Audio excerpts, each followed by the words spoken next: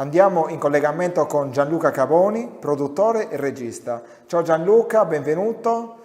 Cosa ci proporrai per il palinsesto 2023 del nostro canale regionale? Buonasera a tutti, buona vigilia di Natale a tutti i nostri ascoltatori. Io sono Gianluca Caboni, produttore e regista televisivo. Quest'anno per Canale Italia Sardegna vi proporremo un po' di comicità.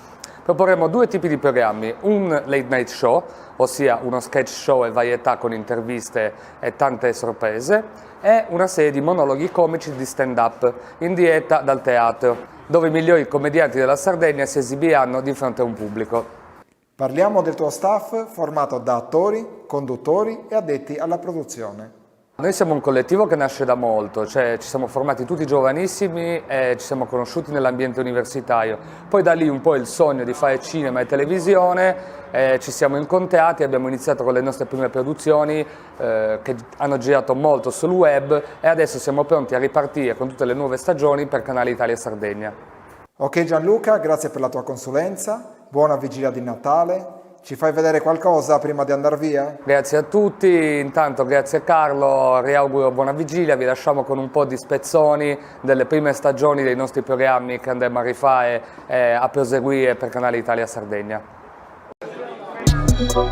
Dal Teatro Intrepidi Monelli di Cagliari, Stand Up Comedy Sardegna, Punchline. Diamo il benvenuto sul palco a Roberto Lai.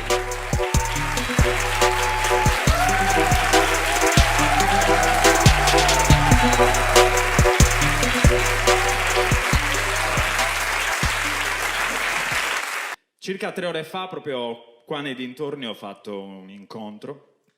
Ho incontrato questa ragazza, una tizia che è la storica fidanzata di un mio conoscente, Paolo. Ok, l'ho beccata, insomma, le solite cose: come va, come non va, come stai, cosa combini, come sta Paolo?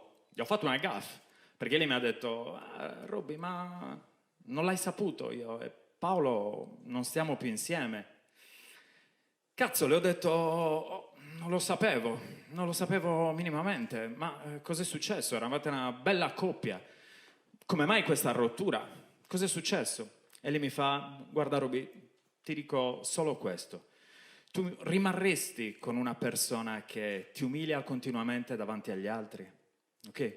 Davanti ai tuoi amici, davanti ai tuoi parenti, davanti ai tuoi genitori o nei luoghi pubblici, che si incazza per ogni cosa, una persona violenta che ti mette le mani addosso, ok? Ti picchia, ti lascia dei lividi che poi devi giustificare in maniera patetica il giorno dopo con delle improbabili storielle. Tu ci rimarresti?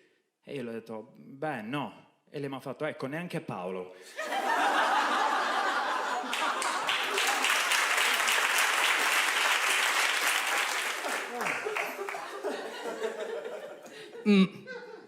Sono stanco di questa situazione che c'è in questo paese, ovvero del maschilismo, sono stanco del patriarcato, quindi ho accettato il fatto che si possa cambiare totalmente, ok? Ad esempio che quello che prima facevano le donne, oggi magari lo possiamo fare noi uomini. La mia compagna lavorerà, io no. Rimarrò a casa a fare il casalingo, ok?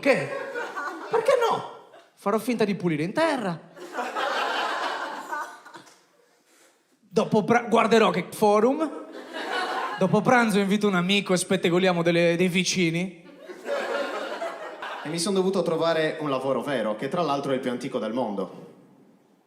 Che è, secondo voi? Perché questa cosa fa sempre calare il silenzio. Secondo voi qual è il mestiere più antico del mondo? Titolo. Come? Sbagliato. Perché, secondo te, nel Neolitico, sta scena, Neolitico, uno ha voglia di scopare, tira fuori i soldi? Quello lì non era neanche in grado di capire come si coltivassero delle bacche. Figurati come venderle. Grazie mille a tutti.